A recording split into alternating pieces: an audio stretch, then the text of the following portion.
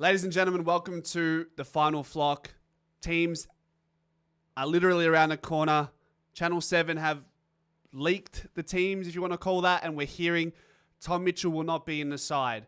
We're hearing Will Hoskin-Elliott will not be in the side, and Jeremy Howe will be out with concussion. We are looking at Ed Allan, Will Parker, and there was also a certain man that goes by the name of Beau McCreary, who recovers from that hamstring injury just in time. But the glaring omission here is, unfortunately, we do not see Bobby Hill's name anywhere here. Let's see. I'm curious, guys. Let's go straight to this. Do we get any context as to what we're saying about Bobby Hill's non-selection? Let's see here. Latest news. Teams. Go straight down to this one. Saturday. I mean, we're probably not going to get any context, right? Because he wasn't in the side, so they don't have to put a reason next to his name, do they? He was at training. He put his hand up for selection. His name was on the table at the selection meeting. Like, I was just hoping we could put it past us or behind us tonight. We see Bobby play. We talk about whether Bobby remains in Melbourne after the season. I just wanted to see Bobby playing in a do-or-die clash. And we're not going to see that. We're not going to see that. He's trained twice a week. He's shown up. It sounds like he wants to travel with the lads. All right. Anyways, Beau McCreary, big plus for speed in our forward line. Through the midfield at centre bounce, I'm hoping his hammy can just hold up, because whenever he starts to mix in the midfield with the forward line, his hammy seems to go. So I'm curious to see how we manage this guy throughout the game. That's my curiosity. This is a massive game for Will Parker. Could this mean, guys? Or Will Parker probably will be the sub, yeah? I was thinking if Will Parker starts, which would be unlikely, maybe that pushes a Dan Houston onto the wing. Who's on the bench here? Will Parker, Membry, Allan. Yeah, so probably Will Parker seems to be the sub. I can't see them putting Dan Houston as a sub. You just have to persist with Dan Houston. Maybe coming back to Adelaide Oval, playing against a side that he was rivals with when he was at Port Adelaide. Maybe there's a bit of extrinsic motivation there going into this game. Anything, emergencies, like obviously tough to see Tom Mitchell dropped. Ned Long, they're still persisting with Ned Long, maybe playing that sub role. I mean, I say he played the sub role, but he basically played the whole game. I was saying maybe I was going to lean on the fact that, okay, he played as a sub. His minutes have been managed. Maybe it's his time to rebound.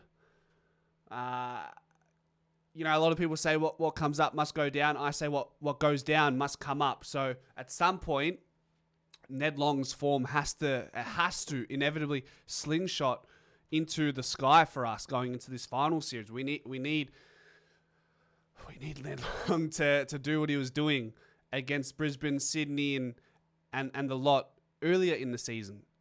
He's an important piece of that puzzle, and I feel like he's another one of those players when the system is not working well, he doesn't seem to thrive. But he's a beneficiary of the system when it does work out. Fly talked about Darcy Moore needing to lift in one way or another. Dan Houston, he talked about let's lower out. Maybe we need to temper our expectations with Houston. I would argue the expectations and the conversation around his name will temper when he starts to perform more. And that's all you can do. That's the only way you can silence the criticism. And that's just what it is, especially when we play for the biggest club in Australia. That's what comes with playing for this club. Simple as. I'd like to see Josh Dacos in the middle. I'd like to see Jack Crisp in there at some point. Still side bottoms. He's only spending 10 to 20% of his time in the midfield these days. Early in the season when he was in that, remember we were talking about that near Brownlow form for still side bottom? That's when he was playing 50 to 60% of his game was in the midfield. Oh, man, I'm looking at so many names. I'm like, come on now. It's time to go. Let's do this. Guys, besides all that negativity around the Bobby Hill chat, yeah, great to see this man's name on the team sheet. He surprised me. I'm sure he surprised many of you in the chat. I didn't know if he could get through a Brisbane and a Hawthorn game 5 days apart and then back it up for this game against the Crows. So, credit where credit's due. Jared Wade on one hand, respect.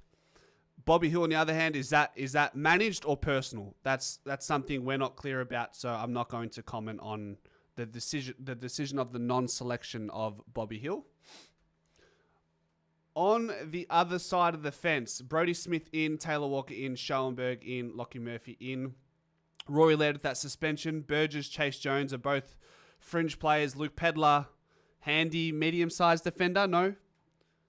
So I'm looking at names like outside of the Tridents in the forward line, the Thilthorpe, the Fogarty, the Walker. We're obviously looking at names like Isaac Rankin. I think keep an eye out for Daniel Curtin, real strong marking presence, and as Jordan Dawson can pretty much do anything he pleases. So, man, is this a big game.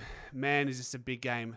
Lastly, we don't go for Mason Cox. Does that mean, are we happy with this back line?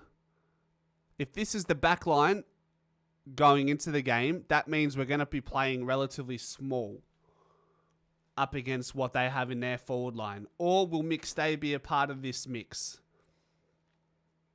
And then we go small in the forward line in the front half. Big game for Ed Allan back in the side. So you could argue there's a bit of speed coming in. There's endurance. There's endurance in Ed Allan's name. There's speed in Bo McCreary's name. And then Will Parker, I'm sure he's fit, but he isn't an athletic. He's not an athletic specimen, is he? So, anything else worth noting, guys? Anything else? Yeah. I mean, I feel like outside of Bobby Hill and Mason Cox's name, there wasn't really much else you could bring in. And maybe I would have, in another world, I would have liked to have kept Tom Mitchell on the side, but the consistent season for the most part for Ned Long is probably what is keeping him in the side, and also the experience that's being injected into him game by game when things aren't working well for him. Maybe we're looking at, I know this is so conflicting to look at it in this perspective, but playing and persisting with Ned Long is going to give him confidence. Could it burn his confidence as well? Yes, but also they're thinking, all right, well, we want to play him through this because we want him to be a part of our future. So, ladies and gentlemen, that is the final flock. Let me know what your thoughts are in the comment section. And as always, go Pies.